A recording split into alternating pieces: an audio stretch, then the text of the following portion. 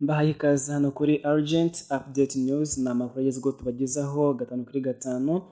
Mbibutsa gukanda subscribe kugira ngo amakuru ajye abageraho uko asohotse buri mwanya. Ni itangazo rimaze gusorwa n'ubushinjacyaha bukuru bw'u Rwanda, ngiye kubambasomera muri aka kanya.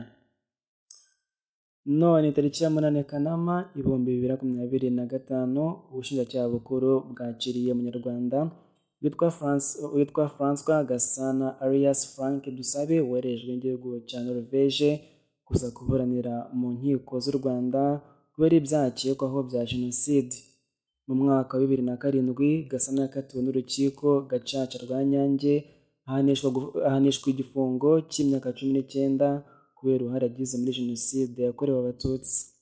François Gasana yavutse mu mwaka wa 1972 muri serire ya Bitabage, segiteri ya Ndaro, akarere ka Ngororero, mu ntara y'Iburengerazuba. Mu gihe cya genocide Gasana ari umunyeshuri, akaba yarabaga mu ntara y'Iburengerazuba, akarere ka Ngororero, muri segiteri ya Ndaro.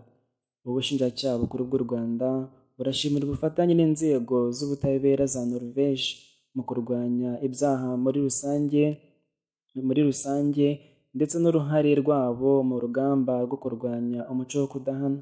Bikorewe i Kigali ku wa 8 Kanama 2025. Nkusi Français, umuvugizi w'ubushinjacyaha bukuru, niwe washyize umukono kuri iri tangazo. Bibutsa gukora subscribe kugira ngo mujye mubana natwe 5/5. Uwiteka Imana abeze umugisha, mugire ibihe byiza, turabakunda cyane.